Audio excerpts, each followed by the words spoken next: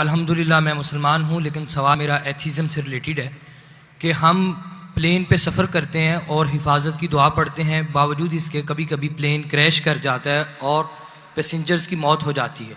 अब एक वो शख्स दोस्त मेरा एथिस्ट जो खुदा के ऊपर यकीन नहीं रखता, वो कहता है कि खुदा को पुकारने का और दुआ मांगने का फ़ायदा, खुदा होता तो तुम्हें बचा ना लेता।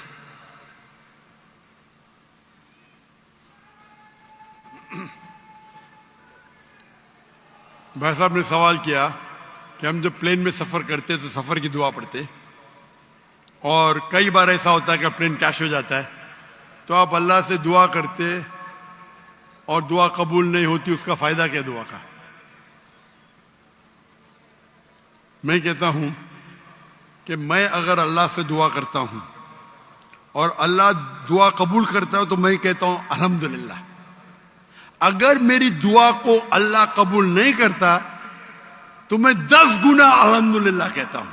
क्यों? मैं 10 गुना और खुश हूं। क्यों?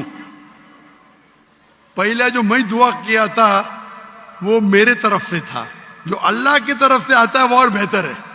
तो हर मोमिन ये कहता है दुआ करो, कबूल हुआ तो अल्हम्दुलिल्लाह, नहीं कबूल हुआ तो सुम्मा अल्हम्दुलिल्लाह। मैं इसकी मिसाल देता हूं। एक शख्स जा रहा था प्लेन पकड़ने के लिए अमेरिका, न्यूयॉर्क जाने का था उसको। उसका एक बिजनेस डील था, उस डील में उसको $1 बिलियन मिलने वाले थे। कितना? $1 बिलियन। वो जब जाता है एयरपोर्ट की तरफ, ट्रैफिक होती है, बहुत शदीद ट्रैफिक होती है, और ट्रैफिक की वजह से प्लेन छूट जाती है।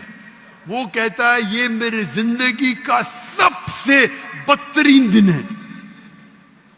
ट्रैफिक की वजह से प्लेन मिस की, वो मेरा अपॉइंटमेंट गया, $1 बिलियन का नुकसान।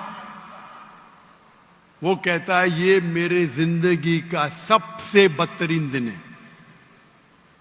ट्रैफिक रहती, वो ट्रैफिक के जरिए अपने घर के तरफ वापस मोड़ता है गाड़ी को। फिर भी ट्रैफिक रहती, वो रेडियो ऑन करता है, उसमें सुनता है जिस प्लेन में वो सफर करने वाला होता न्यूयॉर्क को, वो प्लेन का क्रैश हो जाता है और उस प्लेन के सब लोग मर जाते। तो वो सुनने के बाद कहता है अल्हम्दुलिल्लाह ये मेरे दुनिया का सबसे बेहतरीन दिन है। क्या ट्रैफिक की वजह से मेरी प्लेन छूट गई और मेरी जान बच गई।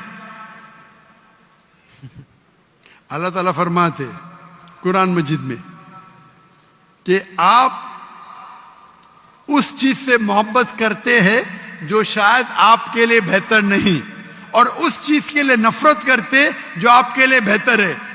अल्लाह जानता है, आप नहीं जानते।